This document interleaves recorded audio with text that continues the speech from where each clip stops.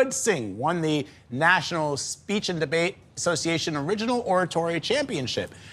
Angad's speech was titled Living on a Prayer and was about the prayers that are offered following a tragedy here in the U.S. rather than action taken. Here is a bit of that speech.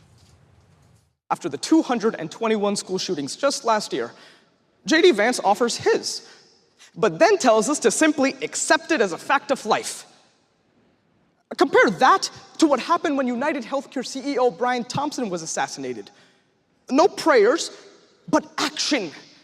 Insurance companies beefed up security, canceled meetings, and shut down headquarters. The message is clear.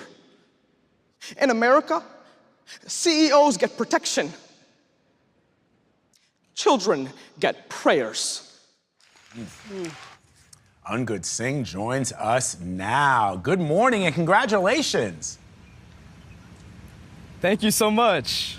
So we always ask this question. What was going through your mind when you heard your name announced as the winner?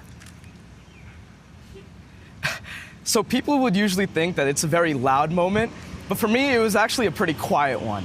In that moment, I just kind of thought of all the hours I spent with my coach in the classroom, all the hours I spent with my parents, working towards writing this speech.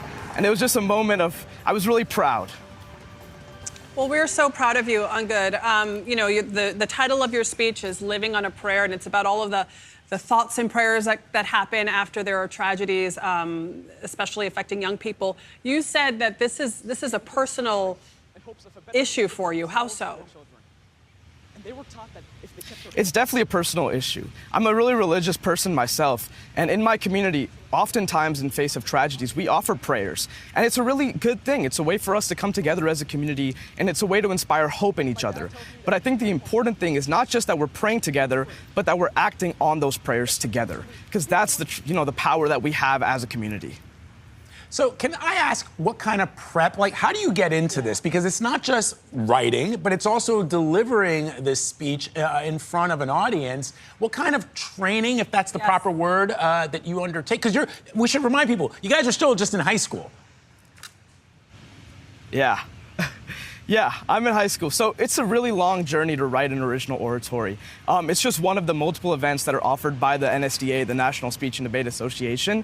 And there's months of prep that go into writing these speeches. I wrote this speech at the beginning of the year, and through the tournament season, I continually updated it and, got ready for the next tournaments. So it's all about writing the speech with current examples, memorizing it, and learning to deliver it in a way that conveys the emotion that I'm trying to invoke in people when they listen to my speech. But Angad, how do you memorize a 13-minute speech? And then do you also have tricks that you use where you look at one person in the back of the audience and speak to them? What are the kind of devices that you use to and can you ad-lib it, or are they looking at your speech and if you ad-lib a line then it doesn't count? Yeah, so memory is a big part of original oratory and a bunch of the different speech events. And it's something that just naturally over time you learn to get good at. For me, as I'm writing the speech, I'm kind of memorizing it as I go because I write the speeches in the way that I would normally have a conversation with someone. So I try to be really conversational in my delivery style and, try to be authentic. So memory is not that hard for me because it's just how I talk. But for eye contact, hand gestures, all these things, you have to be careful. You make sure you're, looking around the room, you're doing hand gestures all the time, you're using your facial expressions. It's a whole body routine in order to, express the emotion you want with the speech. So what do you want to do? I mean, I know you're young, but I mean, this is a really important skill that you have. What would you like to do with it? Honestly, the biggest impact of speech and debate as an activity is that it gives us our voices that we can use outside of the stage and outside of this activity. So I definitely have used the skills that I've learned in speech and debate, speaking up for my community, using my voice inside my community. I've worked with the Sikh temple. I've worked at my local high school to spread awareness about, my community and all the issues that we face. And I've used it to fundraise awareness and spread awareness about all the issues in the world. So it's not only something that's used to win rounds and win trophies, but it's something that we use to advocate for our communities outside of the activity. And you're using our advocacy doesn't end when we go off that stage. Absolutely, because you're using these skills right now. He's doing such an incredible job. I know. In his I'm like, interview. when I was in high school, I know. could not communicate that effectively. So amazing, Angad. Well deserved. Enjoy that trophy. I don't know where you're going to fit it because it is huge. Congratulations. Congratulations.